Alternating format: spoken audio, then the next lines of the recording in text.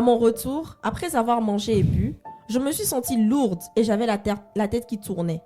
C'est toute droguée que je me suis couchée dans ma chambre. Mon père a abusé de moi. What?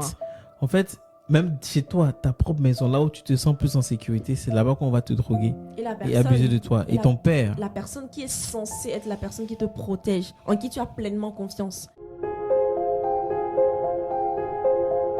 Hello people! Salut! Welcome back to our channel! Channel! Bienvenue ici, nous c'est Aisha Yaman, comme le nom de la chaîne. N'hésite pas de t'abonner si c'est ta première fois, de cliquer sur la cloche de notification pour recevoir toutes les notifications de vidéos nouvellement sorties. Cliquez sur le pouce si tu aimes bien sûr. Si tu n'aimes pas, dis-nous en commentaire ce qui ne va pas et on va s'améliorer. Partage et invite d'autres personnes à s'abonner. Voilà! Ceci étant dit, on est à l'émission Une vie, Une histoire. yes. Madame, Oui. c'est quoi l'histoire de ce jour? Aujourd'hui, on va parler d'une personne qui dit ma ressemblance avec ma mère. Bon, ok. Ça n'annonce rien du tout, mais bon. Je me nomme Céline. J'ai perdu ma mère à l'âge de 8 ans et c'est mon père qui s'est chargé tout seul de mon éducation. Il n'a jamais voulu se remarier de peur que quelqu'un me fasse du mal. Il a tant aimé ma mère qu'il ne voulait pas se détacher de moi, car je lui ressemblais beaucoup. Mes tantes ont essayé de lui faire comprendre qu'il lui serait difficile d'élever seul un enfant et qu'il gagnerait à se remarier. Mais il n'a jamais rien voulu entendre. À mesure que je grandissais, ma ressemblance avec ma défunte mère devenait de plus en plus nette et je constatais un changement d'attitude chez mon père. Ah. Il devenait de plus en plus possessif et jaloux. Ah. Oh. J'imagine la chose. Faut pas imaginer, pardon. À l'âge de 20 ans, j'ai obtenu le bac et j'ai été orientée en faculté des sciences économiques. Une chambre m'a été attribuée sur le campus universitaire et je me croyais enfin débarrassée de mon père. C'était mal le connaître. Nous n'habitions pas loin de l'université et il m'a purement et simplement dissuadée de vivre au campus. Selon lui, les cités universitaires étaient des lieux de débauche et la maison étant suffisamment grande, j'avais assez d'espace pour étudier dans la tranquillité sans être dérangée par qui que ce soit. J'ai accepté malgré moi. À cause de lui, je n'avais pas de copains, ni même d'amis avec lesquels j'aurais pu sortir ou à qui j'aurais pu me confier. Je n'avais que lui qui tentait de jouer ce rôle. Cela commençait vraiment à me taper sur les nerfs et pour essayer de compenser tout ça, il m'offrait tout ce dont j'avais besoin pour m'épanouir. Voyage, cadeaux, sorties au cinéma ou en boîte avec lui.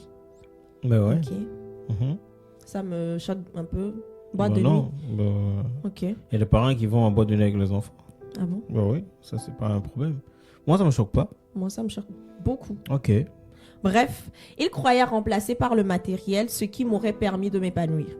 J'ai terminé mes études à l'âge de 26 ans, mais je ne pouvais pas trouver du travail à cause de mon père, qui s'opposait aux démarches que j'entreprenais. Il préférait que je reste à la maison pour lui faire à manger comme ma mère, genre sa petite femme quoi.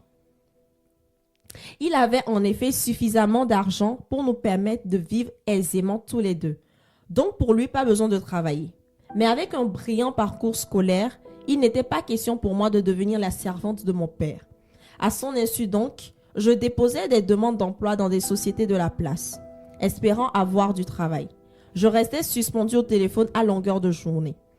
Un jour, alors qu'on devait passer à table, mon père m'a envoyé faire une course. Il en a Vas-y, dis. Il en a profité pour dissoudre de la drogue dans une bouteille d'eau. Ah là là là là là là là. Je veux plus continuer. C'est dur, hein? À mon retour, après avoir mangé et bu, je me suis sentie lourde et j'avais la tête qui tournait. C'est toute droguée que je me suis couchée dans ma chambre. Mon père a abusé de moi.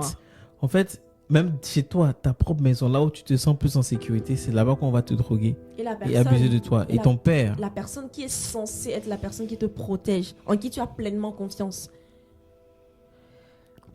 Je sais pas pour vous, mais c'est chaud. Il m'a dépucelé sans même que je ne m'en rende compte. À mon réveil, Je me sentais vraiment bizarre et j'avais mal au bas-ventre. Oh la pauvre. C'est toute surprise que j'ai constaté un écoulement dans mon slip. Tremblante de peur à l'idée d'avoir contracté une maladie, j'en ai parlé à mon père, mon confident, qui croyait me rassurer en me disant j'étais devenue une femme maintenant et que je devais me méfier des hommes pour ne pas attraper une grossesse. Mais elle est devenue femme à 26 ans. À 26 elle n'a ans. pas voit ses règles depuis, non? J'ai pas compris. Elle aussi, elle a cru à ça? Mais je n'avais pas encore compris ce qui s'était passé. Non. Et je ne comprenais pas ses paroles non plus. Elle ne comprenait pas parce que je suppose elle avait déjà ses menstrues et tout. Donc elle ne comprenait pas ce que son père lui disait. Quelques jours plus tard, le même scénario se reproduisit. Oh. Et je ressentis les mêmes douleurs au niveau de mon intimité. N'étant pas rassurée par les propos de mon père, j'ai avisé une de mes tantes et on a immédiatement consulté un médecin. Non, ça me choque. Ça me choque fortement. C'est incroyable. C'est genre... Bref, je fais l'étonner, pourtant l'humain est capable de tellement de choses. Oh, continue. Le gynécologue nous a annoncé que j'ai été dépucelée. Moi qui n'avais jamais connu d'homme dans ma vie. En entendant ces paroles, j'ai senti la terre se dérober sous mes pieds et je tombais dans les bras de ma tante. J'ai pleuré toutes les larmes de mon corps et ma tante et moi avions compris que mon père était l'auteur de cet état. À cause de ma ressemblance avec ma mère, il a tout simplement abusé de moi. Il n'a jamais accepté sa mort. Et en me regardant, c'était plutôt elle qu'il voyait quand il me faisait l'amour. C'est même bizarre de le dire, quoi. Lorsque mes tantes... Ça me dérange trop, hein. Lorsque mes tantes sont allées le voir pour lui dire qu'elles étaient au courant de ce qu'il me faisait, il a décidé, comme il avait tout l'argent du monde, il a décidé de s'exiler en Europe pour le reste de ses jours. Lâche.